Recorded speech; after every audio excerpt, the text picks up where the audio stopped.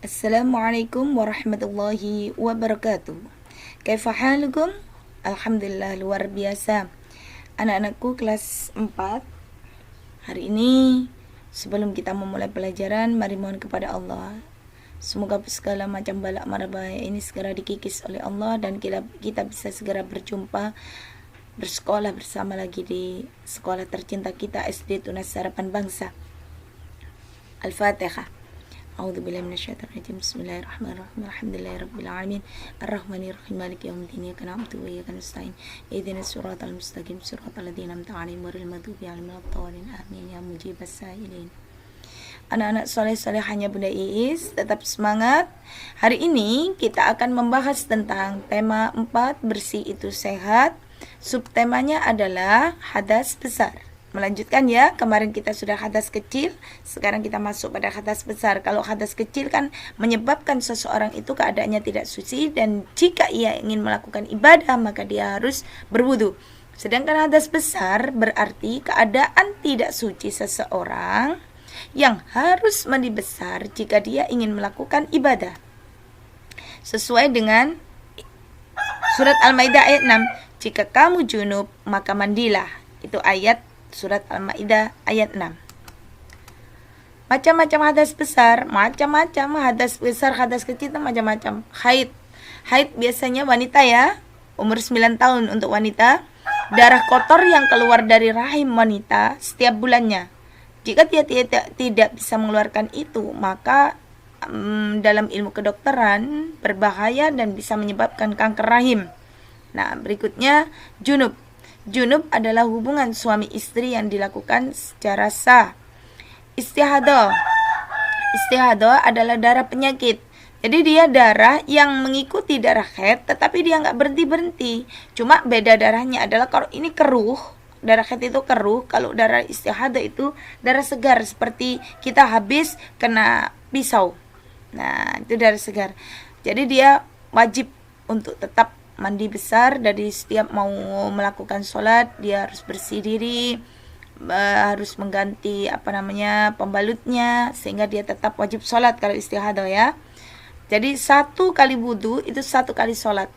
Hati-hati, semoga kita semuanya terhindar dari ini, karena istihadah ini berbahayanya adalah kalau kita tidak faham. Nifas, darah yang keluar dari rahim wanita sehabis melahirkan. Ada juga yang disebut wiladah, darah saat melahirkan.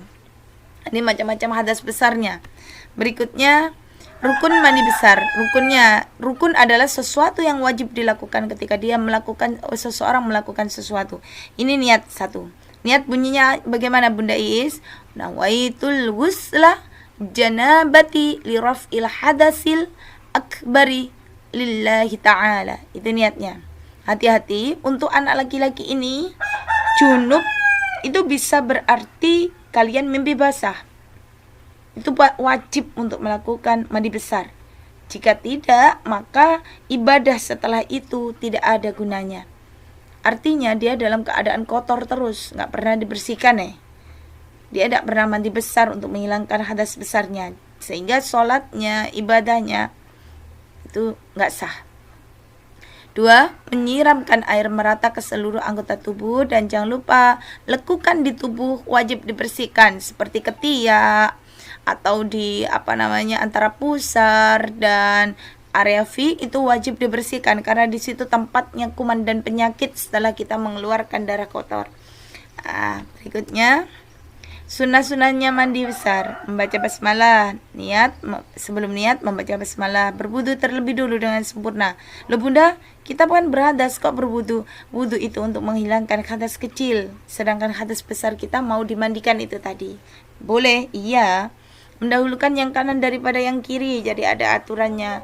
Menyiram tangan kanan dulu, setelah itu tangan kiri. 4. Membersihkan kotoran yang menghalangi sampainya air ke dalam tubuh kita.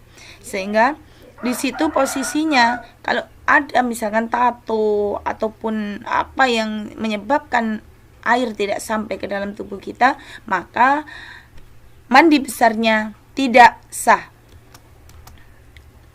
Hal-hal yang dilarang dilakukan bagi orang yang berhadas besar. Orang yang hadas besar tidak boleh melakukan ini. 1. Sholat. 2. Tawaf. Apa itu tawaf? Ayo. Iya betul, mengelilingi Ka'bah sebanyak 7 kali dengan mengucapkan talbiyah.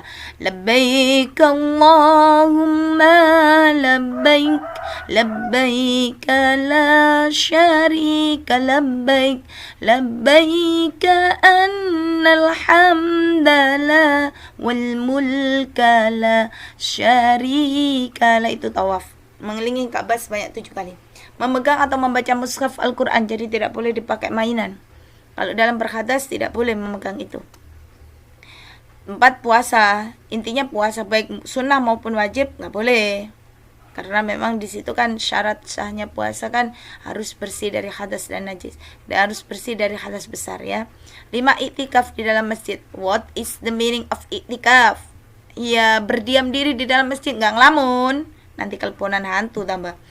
Bukan ngelamun tetapi berzikir kepada Allah. Itu namanya iktikaf. Berikutnya langkah-langkah dalam melakukan mandi besar. Perhatikan, berniat mandi janabat untuk mensucikan seperti tadi ya. Nawaitul ghusla minal li junubi raf'il hadasil akbari an jamil badani minal junubi lillahi ta'ala. Menggunakan air suci dan mensucikan wajib. Kalau air suci doang, air teh, air kopi, es teh, itulah. Melaksanakan sesuai dengan rukun mandi besar, sesuai dengan rukun yang sudah ditetapkan oleh syariat ya, menyempurnakan dengan sunnah-sunnahnya. Berikutnya subtema 3 yaitu tayamum. Tayamum ialah berarti mensucikan diri dari hadas kecil dengan menggunakan debu yang suci dan mensucikan.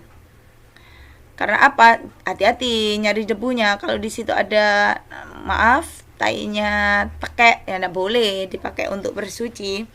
Ini kan tayamum ini kalau saat ini digunakan oleh mereka yang ada di kapal terbang. Tetapi di kapal terbang semuanya sudah aman kok, enak. Hal-hal yang menyebabkan seorang diperbolehkan tayamum apa saja bunda? Tidak ada air. Padahal sudah berusaha mencari ke kanan, ke kiri, ke mana-mana saja. Semuanya sudah diusahakan tapi nggak keluar-keluar, nggak ada airnya. Sakit yang tidak boleh terkena air. Jika terkena air, sakitnya tambah parah, nyenyek. Yaitu godaik. Nah, tetapi Nabi Ayub luar biasa loh. Badannya nyenyek kayak apa itu tetap berwudu. Setelah itu dikembalikan lagi, Rek. Apa kuman-kumannya dikembalikan lagi itu. Setnya dikembalikan lagi ke tempatnya yang sakit. Masya Allah. Luar biasa Nabi Ayub. Perjalanan yang tidak menemukan air sama sekali. Jadi perjalanannya di padang pasir gersang. Sekarang nggak ada, di mana-mana ada tempatnya air. Kecuali dulu di masanya Rasulullah antara Mekah Madinah itu airnya nggak ada. Berikutnya syarat tayamum. Sudah masuk waktu salat, tidak ada air dengan tanah atau debu yang suci, itu sudah pasti. Rukun tayamum, niat mengusap muka dengan debu yang suci, mengusap tangan sampai siku ya. Nggak ada berkumur, pakai debu berkumur layar sukape. Tertib berurutan, artinya dari niat, yang kanan didahulukan dulu, yang kiri baru seperti itu. Dari muka dan tangan doang. Kalau sama kaki kesuwen, Rek, kentean debu nih gak cukup. Tugas kalian adalah cari gambar orang yang sedang tayamum. Setelah itu tempel di buku PAI dan foto kirim ke GC seperti biasa. Oke, paham? Demikian yang bisa Bunda sampaikan. Jaga diri kalian. Usahakan setelah kalian melakukan sesuatu yang itu termasuk hadas, maka wajib dibersihkan. Sebab di antara sahnya ibadah itu karena najis dan hadasnya sudah dibersihkan. Jaga diri kalian, semoga semuanya dalam keadaan sehat. Amin ya mujibas sailin. Assalamualaikum warahmatullahi wabarakatuh.